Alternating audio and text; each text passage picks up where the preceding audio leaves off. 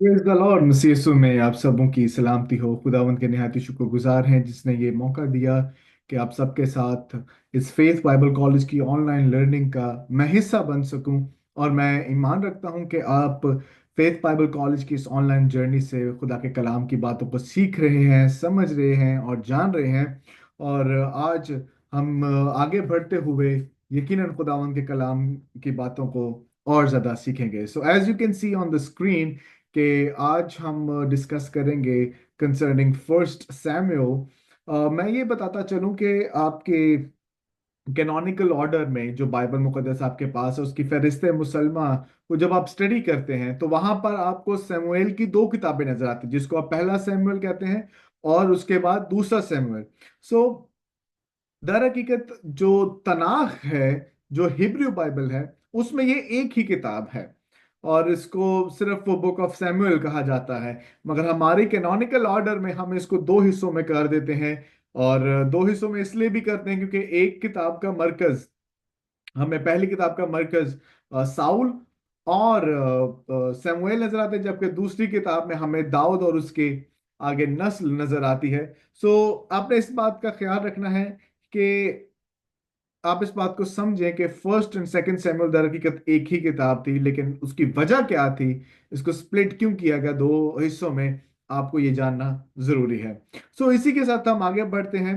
तो सबसे पहली बात तो ये कि हम ये देखेंगे कि what is the outline of the lesson. इस लेसन का आउटलाइन क्या है, सबसे पहले हम डिस्कस करेंगे concerning the background of first Samuel, कि इसका बैकग्राउंड क्या है, इसकी सेटिंग क्या है, इसकी ऑथरशिप, इसकी डेटिंग क्या है। और फिर उसके बाद हम देखेंगे कि कुछ के स्पेसिफिक थीम्स क्या हैं फर्स्ट सैमुअल के। उसके बाद हम देखेंगे कि फर्स्ट सैमुअल का मैसेज क्या है। और फर्स्ट सैमुअल के मैसेज में हम इसको, इस किताब को दो हिस्सों में हम डिवाइड करें क्योंकि इसके 31 अबवाब हैं। सो पहले 15 अबवाब ये बात जाहिर करते हैं अ पीरियड ऑफ ट्रांजिशन, क्योंकि आपने पिछले लेसन्स में ये सीखा कि कज़ात की किताब के वाकयात के बाद अब जब हम आगे बढ़ते हैं सैमुएल की किताब में, तो सैमुएल की किताब में हमें थियोक्रेसी खत्म होती दिखाई देती है और मोनार्की शुरू होती हुई दिखाई देती है। यानी खुदा जो इसराइल का बादशाह था, अब वो इसराइल के लिए इंसानों में से ही एक बादशाह को मुकर्रर करने वाला है। और ये पीरियड ऑफ ट्रांजिशन हमें नजर आता है पहले 15 अबवाब में। उसके बाद David rise and Saul's decline, यानी दाऊद का उरूज और साउल का जवाल हमें अगले 16वें बाब से लेकर 31वें अबवाब तक हमें ये नजर आता है। जब आप फर्स्ट सैमुअल की आउटलाइन की बात करते हैं, मैं ये आउटलाइन और हैंड आउट आपके साथ शेयर भी कर दूंगा।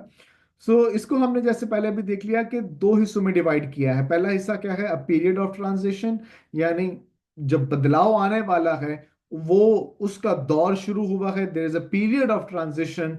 और उसके बाद David's rise and Saul's decline. जब आप पहले बाब की पहली आयत से 15वें बाब की 35वीं आयत तक पढ़ेंगे तो वहां पर आपको पीरियड ऑफ ट्रांजिशन नजर आता है, जिसमें समुएल की पैदाइश और उसकी खिदमत, उसके बुलाहट के ताल्लुक से मिलता है। उसके बाद आर्क ऑफ कविनेंट के नैरेटिव आपको मिलते हैं, किस तरह से ऐद के संदूक कहीं डिफरेंट मुख्तलिफ जगहों पर हमें ले जाता हुआ दिखाई देता है। उसके बाद साउल को इसराइल का पहला बादशाह मुकर्रर कर दिया जाता है।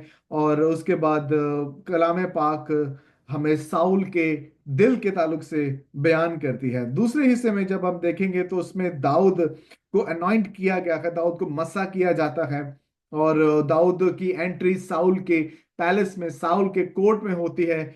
और इसी तरह से इसकी वजह पे देखेंगे कि वो किस तरह से साउल के पैलेस में, मैंशन में, उसके कोर्ट में वो जाहिर हुआ है, क्योंकि साउल पर एक बदरू उसे आकर तंग किया करती और दाऊद उसके लिए जब बजाया करता, मरबत बजाया करता, आप बरबत कह सकते हैं या हार्प, हार्प जब वो प्ले करता तो वहां पर उसको सुकून मिलता। इसके बाद दाऊद जूलियत से लड़ता है, जाति जूलियत से, वहां पर वो फतेहमंद होता है। उसके बाद दाऊद और साउल के दरमियान कई टेंशन्स हमें नजर आती हैं और हमें नजर आती है कि किस तरह से दाऊद स्ट्रगल करता है साउल के साथ। और उसके बाद साउल की आखिरी जंग के बारे में हम सीखते हैं, जिसमें साउल और उसका बेटा यूनतन वो हलाक होते हैं, वो मारे जाते हैं। सो अब बढ़ते हैं आगे, हम जो लेसन आउटलाइन को फॉलो कर रहे हैं। Let's see the background of first Samuel. तो पहली बात ये, इसकी सेटिंग कब हो रही है, ये कब के वाकयात हमें फर्स्ट सैमुअल में मिल रहे हैं। किताब का आगाज कज़ात की किताब के साथ मुताबिकत रखता है। और आपने कज़ात की किताब में 21वें बाब की 25वीं आयत में यह सीखा कि हर शख्स ने वही किया जो उसकी नजर में अच्छा था, यानी बुराई की, बदी की, गुनाह किया। और ये किताब का टाइम स्टार्ट तब होता है जब काजियों का दौर चल रहा है। और उस वक्त जब हम हैकल के बारे में देखते हैं या खैमा इज्तिमा के बारे में देखते हैं, तो वो भी कज़ात ही की किताब को ही आगे लेकर चल चल रहा है। और शिलोह के मुकाम पर, वहां पर आपको खैमा इज्तिमा नजर आता है, क्योंकि शिलोह का वो मुकाम था जहां पर जो यशवा ने लोगों में उनकी जमीनों को, उनकी मिरास को बांटा, जिसका जिक्र यशवा की किताब 18वें बाब की पहली आयत में मिलता है। उस वक्त इसराइल के पास कोई अच्छा रहनुमा नहीं था, गुड पॉलिटिकल लीडर नहीं था, और ना ही रूहानी क़यादत या रूहानी रहनुमा था। और इसीलिए दे वांटेड, हमें लेटर जाके पता चलता कि उन्होंने डिमांड की कि हमें बादशाह मिले। और उसके बाद हमें ये नजर आता है कि जो सुपर पावर्स जैसे असूरी हैं, बाबुल है, हित्ती हैं और मिस्री हैं, इनकी कुव्वतों को जवाल मिलता है, और ये इसराइल के लिए कोई थ्रेट नहीं बनते। हाउएवर, फिर भी फिलिस्तीन वहां पर उठ खड़े होते हैं, और वो यहूदियों के साथ लड़ाई करने के लिए निकलते हैं।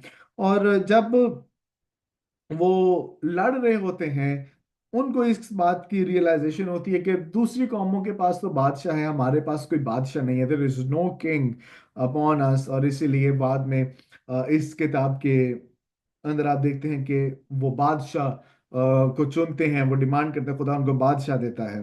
हमें जब आप इसकी ऑथरशिप की बात करें, तो पहला और दूसरी सैमुअल की किताब के बारे में कहा गया है कि it is one United book in Hebrew Bible, जो मैंने आपको बताया, और टाइटल सैमुअल है।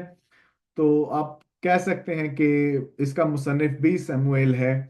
और तालमुदी ट्रेडिशंस के मुताबिक सैमुअल को इस किताब का मुसन्निफ कहा गया है। पर इसके ऊपर डिस्प्यूट ये है कि जब आप सेकंड सैमुअल देखते हैं, तो उसमें तो सैमुअल की वफात हो चुकी है। तो वफात के बाद इतने जो वाकयात हुए हैं, वो किसने लिखे हैं? इट्स एनोनिमस, और टेक्स्ट भी इस ताल्लुक से बात नहीं करता कि हु वाज द वन जिसने इस किताब को लिखा है। अब बात करते हैं थीम्स की। तो पहला जो इसमें आपको मौजू नजर आता है, वो है सैमुअल की खिदमत। जब आप कज़ात की किताब पढ़ते हैं, तो कज़ात की किताब में आपको गुनाह और बदकारी नजर आती है, जो कि इसराइल के काहिनों में भी जले जाती है। और इसराइली काहिन जो खुदावन की खिदमत करने के लिए अलग किए गए थे, वो भी दर हकीकत हमें गुनाह और बदी में नजर आते हैं। और इसी किताब की वो कॉन्टिन्यूटी है कि वहां पर आपको, यहाँ पर पहले सैमुअल में भी आपको एक काहिन का जिक्र मिलता है, जिसका नाम है एली। और एली एक खादिम है खुदा का, मगर उसकी औलाद, यानी उसके दो बेटे, जो कि हफनी और फिनेहास हैं, वो खुदावंद के आगे बदी करते हैं। और ये हमें कॉन्टिन्यूटी नजर आती है। और चूंकि एली के बेटों ने खुदावंद की खिदमत करने से इनकार किया और बाप की रहनुमाई पर अमल ना किया, और वो जो सेक्रिफिशियल सिस्टम है उसे अपनी बेनिफिट के लिए वो वहां पर उसको इस्तेमाल करते हैं, और सेक्सुअल सिंस करते हैं, एडल्ट्री करते हैं, जनाकारी करते हैं, बदकारी करते हैं। तो इसीलिए खुदावंद एली काहन और उसके घराने को की अदालत करता है, और इसराइल के लिए एक नया रहनुमा वो उठा खड़ा करता है, जिसका नाम हमें सैमुएल दिखाई देता है और नजर आता है। और ये शख्स खुदावंद के आगे बड़ी ईमानदारी से, फिरौतनी से खुदावंद की खिदमत करता है, और खुदावंद के लोगों के लिए भी वो बेस्ट करता है। वो हफनी और फिनेहास की तरह नहीं है जो अपने मफाद के लिए लोगों को हलाक करता या अपने मफाद के लिए लोगों को नुकसान पहुंचाता है। दूसरा जो आपको थीम नजर आता है, दैट इज साउल्स रेन, यानी साउल की बादशाहत। अब ये यहां पर फर्स्ट सैमुअल में, this is the beginning of kingship in Israel. Israel के पास अभी तक बादशाह नहीं था। अब कई लोग इसको मिस इंटरप्रेट भी करते हैं कि खुदावंद नहीं चाहता था कि उनको बादशाह मिले। ऐसी ये बात नहीं है, that is not theologically correct. जब आप डिटरोनॉमी पढ़ते हैं, जब आप अब्राहम की स्टोरी पैदाइश की किताब में भी पढ़ते, तो अब्राहम से भी खुदा ने वादा किया कि तेरी नस्ल से बहुत से बादशाह आएंगे। और ड्यूटरोनॉमी में मूसा मूसा को भी खुदा ने कहा कि बहुत से बादशाह उठ खड़े होंगे, बहुत से बादशाह तेरी इस कौम में से निकलेंगे। सो इट वॉज नॉट कि खुदा उनको बादशाह नहीं देना चाहता था, but the time was wrong. आप ये जरूर कह सकते, it was a wrong time, क्योंकि खुदावंद उनके लिए एक स्पेसिफिक टाइम को रखता है, मगर वो टाइम से पहले वो हल्के हो गए, यू कैन से। दे जस्ट वांटेड कि उनको एक बादशाह मिल जाए जो उनकी रहनुमाई करे। और यहाँ पर साउल को चुना जाता है, और लोग डिमांड करते हैं कि हमें बादशाह मिले। द पीपल ऑफ इसराइल वो रेस्टलेस हो गए थे। वो जब दूसरी कौमों को देखते हैं कि उनके पास बादशाह है, तो उन्होंने अपने लिए भी बादशाह मांगा। हालांकि उस वक्त जो लीडर उनका उनके दरमियान मौजूद था, it was Samuel. Samuel was there leader, और सैमुएल को वो रिजेक्ट करते हैं। और फिर सैमुएल जब रोता है और जब खुदावंद के आगे लेकर जाता है इस बात को, तो खुदा कहता है कि दर हकीकत उसने तुझे नहीं, उसने मुझे, उन्होंने मुझे अपना बतौर बादशाह रिजेक्ट किया है। तो इसराइल को बादशाह जरूर मिलता है, but it was not God's plan, but it was Israel's demand, जिसका जिक्र 8वें बाब की 6ठी 7वीं आयत में और 12वें बाब की 17वीं और 18वीं, इन दो आयत में आपको मिलता है। साउल के आने से एक नया एरा शुरू होता है, जिसको हम end of theocracy and beginning of monarchy कहते हैं। ये मोनार्की और theocracy, I can write this up for you on screen. So ये आपने दोनों वर्ड्स को याद रखना है, मोनार्की और थियोक्रेसी।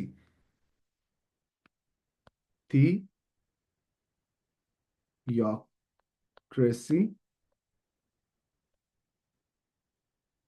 और मोनार्की, ठीक है।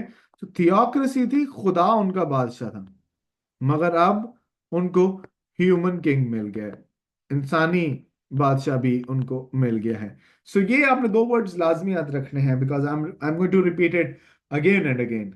उसके बाद जी तीसरा जो इसमें थीम आपको नजर आता है, that is David's rise to prominence. आपको दाऊद का उरूज नजर आता है। और क्योंकि साउल ने बहुत अच्छा स्टार्ट किया, वो बहुत एक ओबीडियंट हमें एक शख्स नजर आता है, एक बड़ा जंगजू शख्स नजर आता है।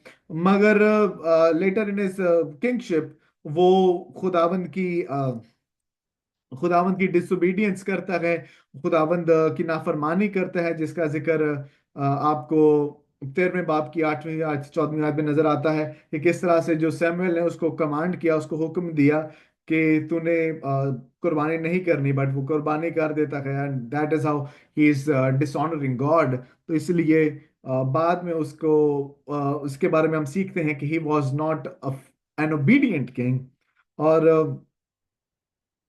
इसी वजह से खुदावन फिर सैमुएल को यह हुक्म देता है कि तू बैतलहम जा, और वहां पर यसी के घराने में से तू मेरे लिए इसराइल का अगला बादशाह तू उसको मसा कर, जिसका जिक्र आपको 16वें बाब की पहली आयत में नजर आता है। और सैमुएल बाद में जाकर दाऊद को, जो कि एक चरवाहा था, 16वें बाब की पहली 13 आयत में इसका जिक्र मिलता है आपको। वहां पर सैमुएल जाकर दाऊद को मसा करता है। और जब सैमुएल ने इसको मसा किया है, तो वो फौरन ही उसको किंगशिप नहीं मिल गई, मगर उसे किंगशिप से भी बढ़ के एक जबरदस्त चीज मिली है, और वो था खुदा का रूहुल कुद्स। आमीन। So however by God's leading खुदावंद दाऊद के साथ था और दाऊद को लोग पसंद करने लगे। वो साउल के यू कैन से कोर्ट में वो वहां पर आ गया। और जब बदरू साउल को तंग करती तो वो हार्प प्ले करता। और वहां से म्यूजिक प्ले करने की वजह से साउल को आराम मिलता और बदरू उसको छोड़ जाती। और आहिस्ता आहिस्ता जैसे इसके बाद हमें नजर आता है कि किस तरह से स्टोरी प्रोग्रेस करती है। दाऊद जूलियत को हराता है और जूलियत को हराने की वजह से साउल उसको अपना मिलिट्री लीडर बना देता है, मुकर्रर कर देता है। मगर आज जब दाऊद को फेम मिल रहा है तो साउल वहां पर कुड़ता है। और साउल अंदर ही अंदर ये कहता है, एक जेलस होता है यू कैन से, वो जेलसी की वजह से दाऊद के खिलाफ हो जाता है। Now let's look at the message of first Samuel. Actually जो अभी आज तक आपको चीजें बता दी हैं, it was really enough, but मैं चाहता हूं कि हम एक दफा पूरी बुक में से इसके मेन मैसेज को भी देख लें और एक किताब का सर्वे। सो मैसेज जब होगा इसका मतलब ये कि हम किताब का एक सर्वे कर रहे हैं। तो पहला जो सेक्शन है, जैसे मैंने आपको आउटलाइन में पहले ही बता दिया, अ पीरियड ऑफ ट्रांजिशन, यानी पहले 15 अबवाब में आपको पीरियड ऑफ ट्रांजिशन नजर आता है। और सबसे पहली बात जो आपने याद रखनी है, समुएल की पैदाइश और उसकी बुलाहट। ये स्टोरी शुरू होती है अ, कि किस तरह से शिलो के मुकाम में इफ्राइम, जो कि इफ्राइम के इलाका में है, शिलो का मुकाम इफ्राइम के इलाका में आता है। वहां पर दो फैमिलीज का जिक्र हमें मिलता है। और दो फैमिलीज, एक पहली फैमिली हमें अल्काना की मिलती है। जी। सो पहली फैमिली हमें अल्काना की मिलती है और दूसरी फैमिली हमें एली की मिलती है। और अल्काना की जब आप फैमिली को देखते हैं, अल्काना की दो बीवियां थी। और ये दोनों बीवियां, एक फिनेना और दूसरी हन्ना थी। अ, उसकी दूसरी बीवी के पहली बीवी के पास तो, सॉरी, दूसरी बीवी थी उसकी फिनेना, और उसके पास तो औलाद थी। मगर हन्ना के पास औलाद नहीं थी। और इसी वजह से ये दोनों बीवियां जो कि अल्काना की बीवियां हैं, वो एक दूसरे के अगेंस्ट हो जाती हैं। फिनना हन्ना को चिढ़ाती है कि तेरे हाथ औलाद नहीं, देख खुदा ने तेरा रहम बंद किया हुआ है। मगर हन्ना शिलो के मुकाम पर जाती है और वहां पर वो खुदावंद के हुजूर झुकती है। और शिलो कह लें या इसको सिला, वो आप कह सकते हैं कि सिला के मुकाम पर वो गई है। और आप देखें तो पहले बाप की नामी याद में, और जब वो सिला में खा पी चुके तो हन्ना उठी। और उस वक्त एली काहन खुदावंद की हैकल की चौखट के पास कुर्सी पर बैठा हुआ था। तो सिला के मुकाम पर वो वहां पर दुआ करने गई है, वो मन्नत मांग रही है। और वो इस बात की मन्नत भी मांगती, पहले बाप की 10वीं और 11वीं आयत में, कि खुदा उसको औलाद नरीना दे। और वो जो खुदा उसे औलाद देगा वो उसे खुदावंद के लिए डेडिकेट कर देगी। और खुदावंद उसकी दुआ को सुनता है, खुदावंद उसकी दुआओं का जवाब देता है। और हन्ना हामला होती है और बच्चा जनती है, बेटा पैदा होता है और उसका नाम वो सैमुअल रखती है। और सैमुअल को जब उसका दूध छुड़ाया जाता है, वो उसे एली काहिन को दे देती है ताकि वो एली काहिन के साथ रहकर वहां पर सीखे कि उसने खुदा की खिदमत कैसे करनी है। और उसके बाद वो लड़का बढ़ता है, खुदावंद के मुकाशफा को सीखता है। और एली के बेटे उस वक्त ही वहां पर वो गुनाह में जिंदगी बसर कर रहे होते हैं। और खुदावंद सैमुएल को अपनी खिदमत के लिए चुनता है। और ये बड़ा मीनिंगफुल वाक्य आप सबको याद होगा कि किस तरह से खुदावंद सैमुएल को बुलाता है। और सैमुएल लेटा हुआ है वहां पर खैमा इज्तिमा के पास ही, खुदावंद के घर में ही। और वहां पर व्हाट हैपेंस कि खुदावंद पुकारता है, सैमुअल सैमुअल सैमुअल। तो वो जाकर एली के पास जाता है कि जी आपने मुझे पुकारा है।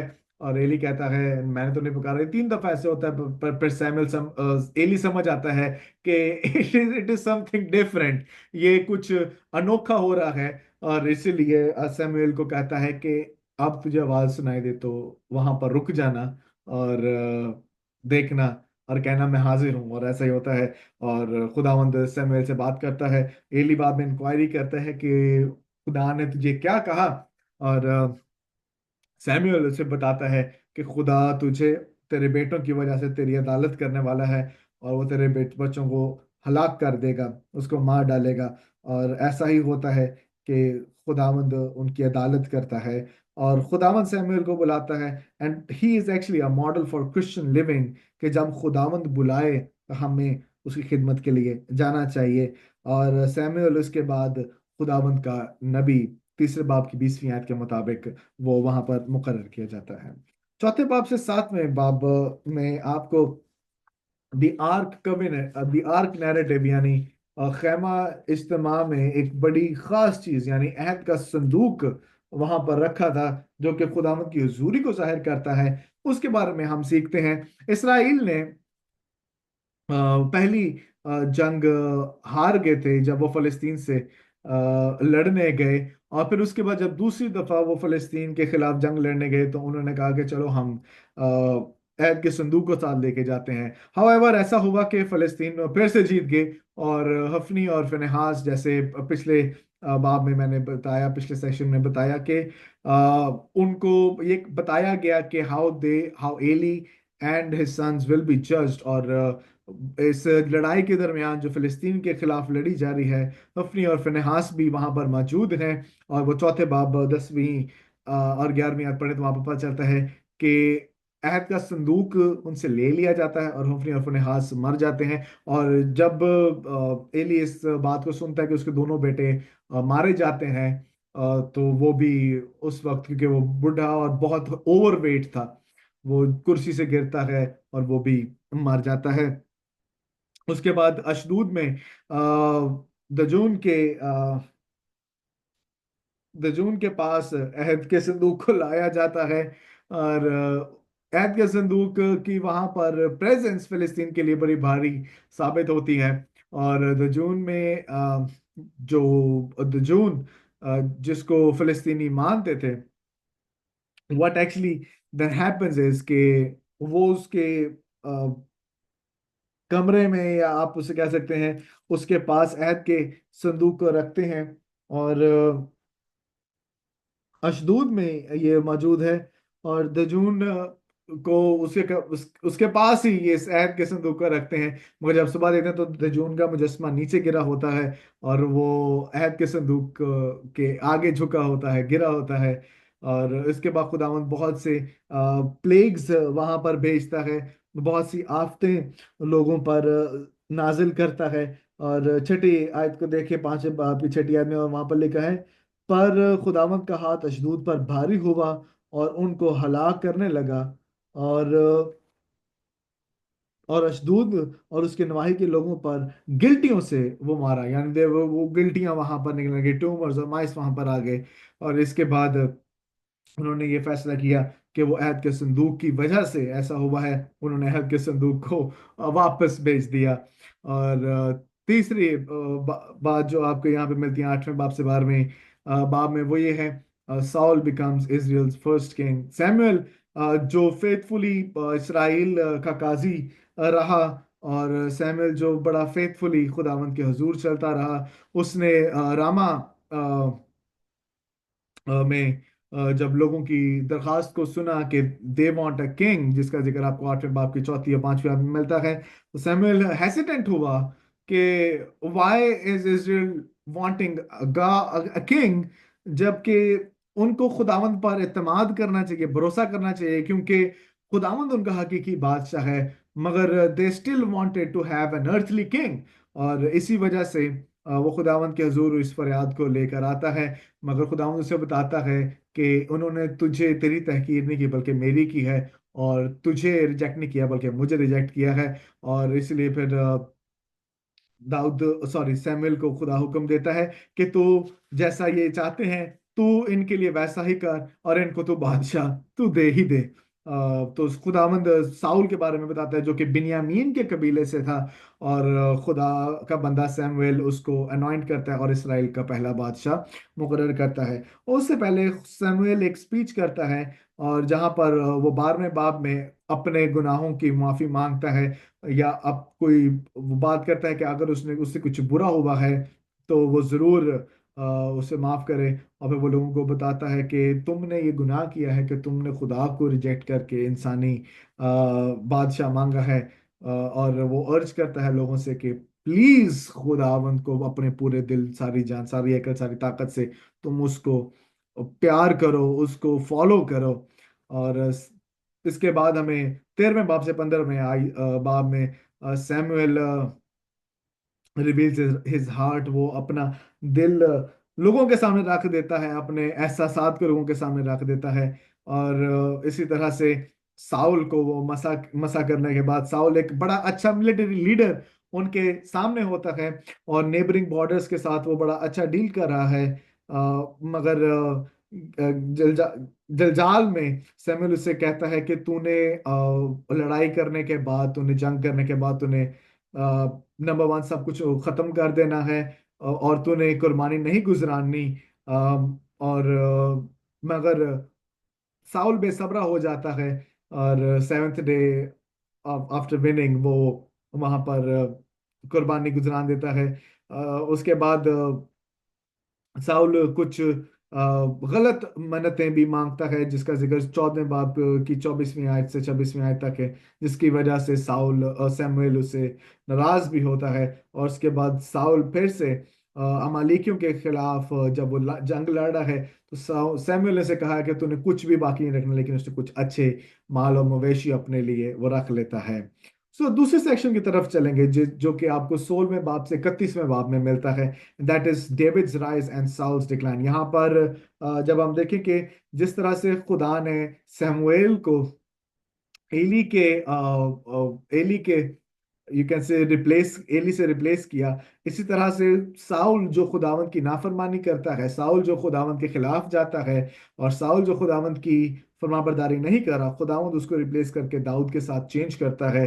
और याद रखें कि God always has a better and an alternative plan. So पहली बात जो आपने यहाँ पे सीखी, जिसका 16वें बाब में जिक्र है, कि दाऊद को मसा किया जाता है, और उसकी साउल के पास उसकी पेशी होती है।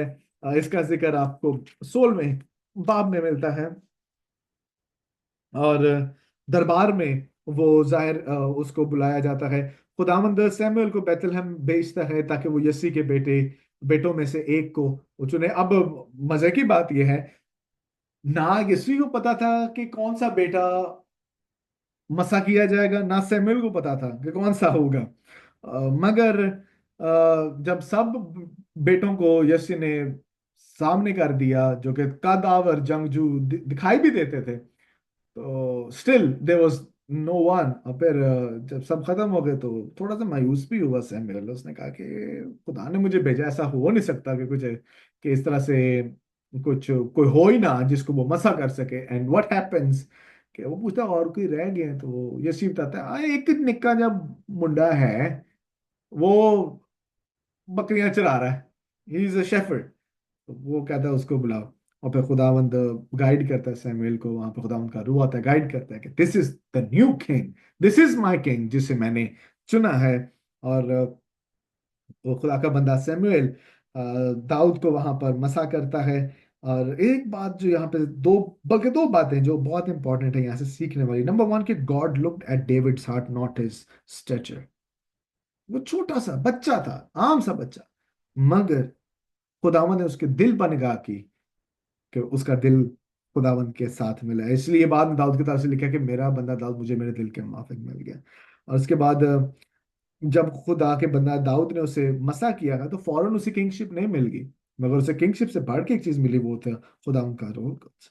और जब इसको खुदावन का रूल कुछ मिला है, तो दूसरी तरफ साउल से खुदावन का रूल जुदा हो गया, और खुदावन ने वहां पर इविल स्पिरिट भेज दी। Now this is a debate actually, कि व्हाई इविल स्पिरिट। और वेल, इसकी दो रीजंस हो सकती हैं। कि खुदावंद एक तो साउल की अदालत करता है क्योंकि वो खुदावंद के खिलाफ जाता है। दूसरी बात ये कि वो इसलिए भी उसको टॉर्मेंट करता है ताकि वो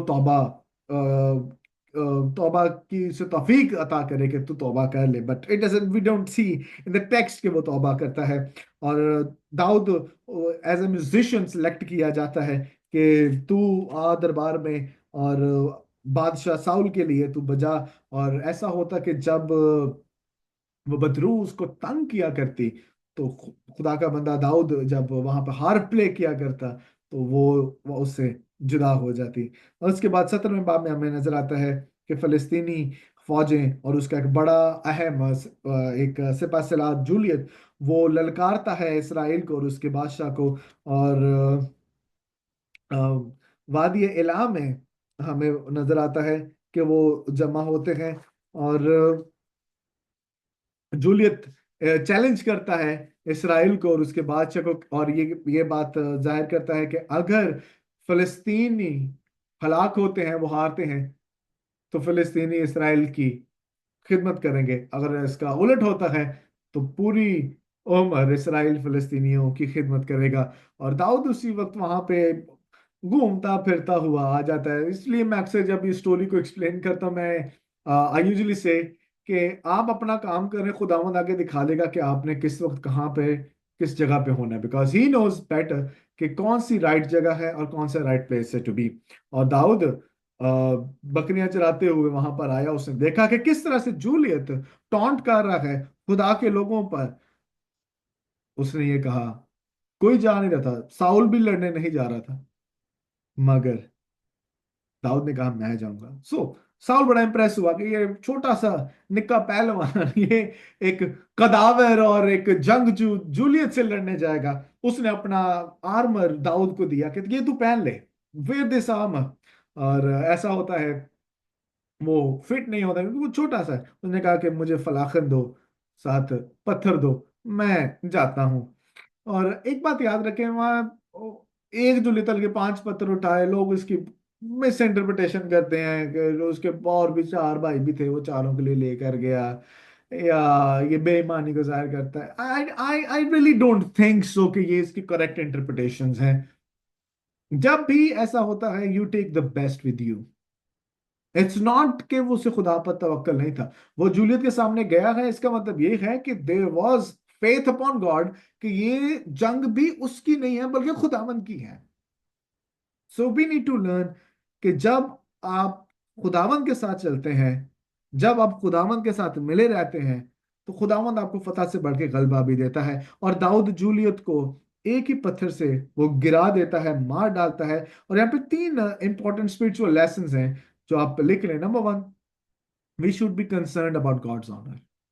दाऊद को खुदावंद की इज्जत की गैरत थी और इसलिए वो लड़ने चला गया है। आपको खुदावंद की ऑनर की गैरत होनी चाहिए कि आप खुदावंद की इज्जत को कभी कम ना होने दें। Number 2, we face difficult battles but remember the battle is of Lord. हम बहुत सी मुश्किलात में पड़ जाते हैं, बहुत सी मुश्किल जंगें भी होती हैं, मगर याद रखें कि जंग खुदावंद की है। और तीसरी बात, focus on your heart for the Lord. अपने दिल पर निगाह करें कि क्या आपका दिल खुदावंद के साथ मिला हुआ है, और जब वो मिला होगा, खुदावंद आपको बरकत भी देगा। आमीन। 18वें बाब से 27वें बाब में हमें दाऊद और साउल के दरमियान एक टेंशन नजर आती है, एक स्ट्रगल, कुछ बिगड़ते हुए रिलेशन नजर आते हैं। और क्योंकि दाऊद ने जूलियत को हरा दिया है, इसीलिए साउल उसके बाद में अपना मिलिट्री लीडिंग मिलिट्री मैन मुकर्रर कर देता है, सिपह सलार वहां पे मुकर्रर कर देता है, जो लिटरली बहुत मीनिंगफुल साबित होता है। मगर जब विन कर रहा है दाऊद, बैटल्स विन कर रहा है, तो साउल अंदर ही अंदर कुड़ भी रहा है और जेलस भी हो रहा है कि व्हाट्स गोइंग ऑन, ये हो क्या रहा है। और दे वी सी 5 मेजर इवेंट्स, और 5 मेजर इवेंट्स में हम नजर आता है कि किस तरह से साउल और दाऊद का रिश्ता इफेक्ट हुआ। यूनतन दाऊद के साथ था ना, पहली बात, यूनतन दाऊद के साथ था और एक अच्छी कविनेंटल फ्रेंडशिप हमें नजर आती है। साउल डिटरमाइंड होगा कि उसने दाऊद को हलाक करा, क्योंकि वो जान गया था कि दाऊद को सैमुएल ने मसा किया था कि वो इसराइल का अगला बादशाह हो। मगर दाऊद की वफादारी देखिए कि 2 दफा उसके पास ये मौका था कि वो साउल को मार डाले, मगर वो इस बात को एक्नॉलेज करता था कि Saul is the ordained man of God, वो खुदावन की तरफ से मुकर्रर किया हुआ बादशाह है। वो ऐसा हरगिज नहीं करेगा कि वो साउल को हलाक करे। और उसके बाद हमें नजर आता है कि दाऊद अबीगैल से मिलता है और उससे शादी करता है।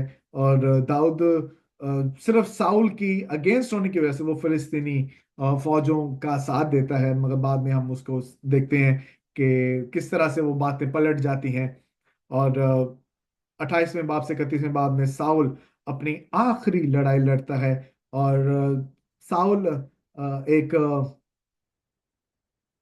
एक औरत से जो कि जादूगरनी है, उसे कहता है कि सैमुएल को बुलाओ और ताकि वो उससे बात करे। और सैमुएल अनाउंस करता है कि he is going to be judged, और वो उसकी खुदावंद उसकी अदालत करने को है। और फिलिस्तीनी क्योंकि दाऊद ने फिलिस्तीनी फौजों को ज्वाइन कर लिया था, but they didn't didn't trust it, क्योंकि उनको वो बात 29वें बाब की 5वीं आयत की बात याद आती है। मैं बल्कि आपके लिए पढ़ता हूँ 29वें बाब की 5वीं आयत। क्या ये वही दाऊद नहीं है जिसकी बाबत उन्होंने नाचते वक्त गा गा कर एक दूसरे से कहा, साउल ने तो हजारों पर दाऊद ने तो लाखों मारे, लाखों मारा। सो दे वो दाऊद पर ट्रस्ट नहीं कर पा रहे थे। और इसी तरह से साउल अपने बेटों के साथ जंग लड़ने के लिए नहीं करता है, मगर अफसोस के साथ जंग भी हारते हैं। और साउल और उसके बेटे वहां पर हलाक कर दिए जाते हैं, उनको मार डाला जाता है। और दाऊद का एक बहुत अच्छा साथी दोस्त यूनाथन, जो साउल का बेटा है, वो वहां पर मारा जाता है। सो मेरे चीजों, इसको बार बार पढ़ें, गौर से नोट्स बनाएं। मैं मान रखता हूं कि आप फर्स्ट सैमुअल के वसीला से, पहला सैमुअल के वसीला से आप बरकत पाएं। God bless you all.